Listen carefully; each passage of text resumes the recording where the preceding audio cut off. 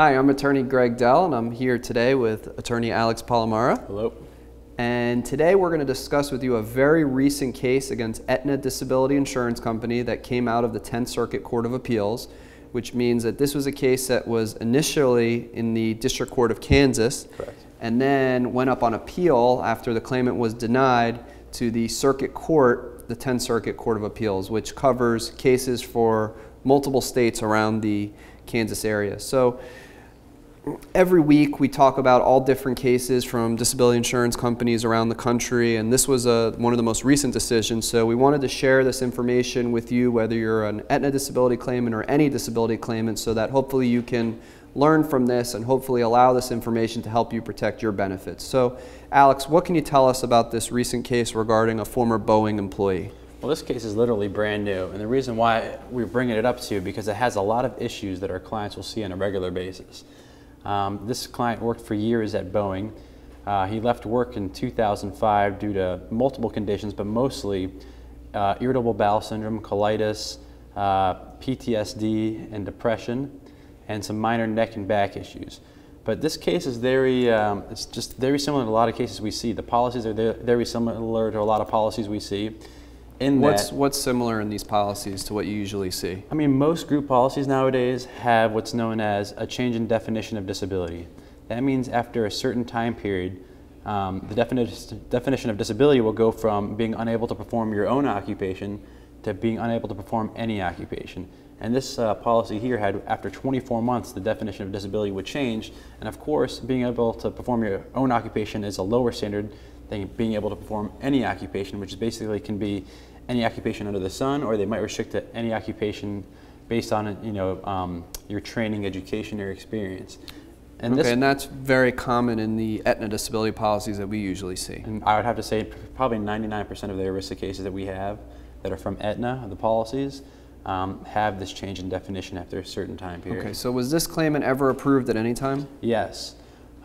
This claimant was approved for the 24 months. The policy also, I must mention, has what's known as a mental health limitation, which means if you're on claim for disability benefits, Aetna puts in there a limitation saying if you have a mental health condition such as depression, PTSD, sometimes schizophrenia might be in this limitation as well, or bipolar disorder, they'll only pay you for a certain time period. In this case, it was 24 months as well. So they put a monthly limit in how long they will pay you for a mental health condition as well. Okay, in this particular claim, was the mental health condition of depression or PTSD the primary condition that was disabling? It was one of the primary, because the PTSD and depression was one of the primary. The other primary was the colitis and the irritable bowel syndrome. Okay. So Aetna paid this individual, this former employee of Boeing, for 2 years after he left work in 2005. And in 2007, they said, we no longer find that your IBS or your colitis is disabling. And we also, your PTSD and your depression, while it seems to be still disabling, you've maxed it out. So we're not going to pay you anymore. Okay, so what happened? So they denied him. After they deny him, the next month, finally, his Social Security disability claim goes through. Social Security pays him back benefits because they found him disabled from 2005 as well. They sent him a gigantic check for $30,000. The next month, Aetna says, hey, congrats on getting approved for Social Security. We want our money back. And what they're saying is this, and in the policy I forgot to mention earlier, is that there's normally in most of these policies, and very common, I would say again, 99% of these Aetna policies have what's known as other income benefits is what they describe it as. Also known as the offset provision. The offset provisions. And the offset provisions basically says, if you're receiving money from other income, we get to deduct that from the amount of money and benefits we pay you each month. Typically, other income comes from Social Security disability, Social Security retirement, sometimes workers' comp. Sometimes they say anything under the sun. In this case, he started receiving Social Security, and Aetna in this policy had what the other income benefits offset provision, and they said, we paid you for the last 2 years X amount of money, when we should have been paying you X minus Y amount of money. So this former Boeing employee had bad news after bad news. He was first denied his benefits, and then a couple of months later he gets a letter saying, by the way, you got approved for Social Security disability, we want our $30,000 back. Right, so he thought it was good news, and they're saying, it's good news, but not really, it's good news for us, not for you.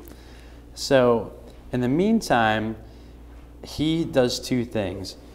He begins to file an administrative appeal disputing Aetna's decision to deny him, and at the same time, he filed for bankruptcy. About 4 months after Aetna asked for the overpayment, the bankruptcy court issued a discharge order, which basically discharges all of his creditors and all the money that he owes to all of his creditors. He doesn't have to pay them anymore. And that included Aetna's Social Security disability claim. Yes, that included Aetna's Social Security overpayment claim as well.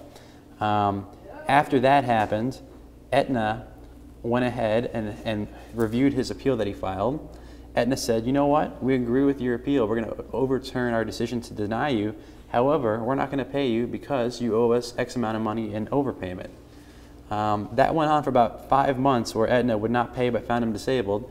And then Aetna, I don't know why, because they weren't paying him, said, you know what, we don't find you disabled again, and they denied him again. To deny his claim this time, Aetna relied upon a clinical review by one of their in-house doctors, also an independent doctor who is, I guess, specializes in gastrointestinal issues. And they also relied on these two reviews and sent him over to a vocational rehab specialist and that they hired on their own. It's someone who actually works for them, who said this claimant can work any occupation, so they denied him. All right, so this was his second denial, and then he submitted a second appeal. And did he win on his second appeal? He did not. He submitted a second appeal, and in the second appeal, he had his own doctor who said, I've never seen a case of IBS as severe as this. He submitted his own vocational rehab specialist report who said, this guy cannot work. No one would hire him because of the amount of bathroom breaks this person would have to take during a day, that no employer in their right mind would hire this person and be able to afford to keep him on with the amount of time he would have to take during the day of breaks. Now, this wasn't our case, but it sounds like that he submitted some significant additional medical support as well as occupational information for his appeal. That's correct. And I feel the appeal was very strong, but in the end, the district court said that Aetna did not, that their decision was not arbitrary and capricious, which is a very high standard to meet. And they said the decision was not arbitrary and capricious. They upheld their decision.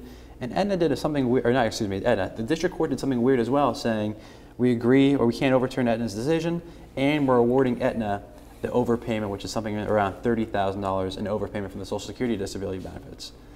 Even though the bankruptcy court discharges creditors. Right. So after he has the judgment against him, the next thing you have to do is appeal to the 10th Circuit Court of Appeals, which is what he did here.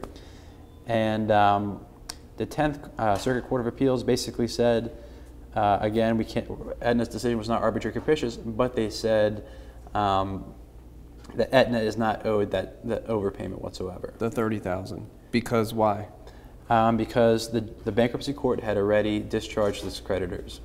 All right. So this claimant ends up, at the end of the day, I mean, it's a minor victory, but he really got screwed. He did. And he got screwed by these horrible ERISA laws and this arbitrary and capricious standard, because the court, whether they agreed or disagreed with the claimant's doctors or with Aetna's hired doctors, the court basically could just look at it and say, did Aetna act reasonably or unreasonably? And if they acted reasonably, then this claimant gets screwed. And Alex, you and I talk about this all the time, and it's extremely disheartening that these ERISA laws they just suck. They're not good for people. It's really not fair when you get down to it. And it's a very pro-insurance company law. And I don't know, this wasn't our case, and I don't know if this claimant had an attorney initially help him with his appeal, but maybe there could have been additional information that he could have submitted and more concrete testing or other things that possibly could have been done to possibly persuade the judge that Aetna didn't necessarily consider all of the information, or Aetna isn't being reasonable in saying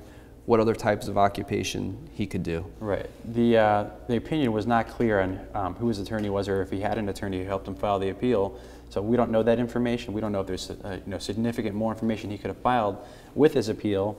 But at the end of the day, he lost the case, and unfortunately, he will not receive benefits under this policy again.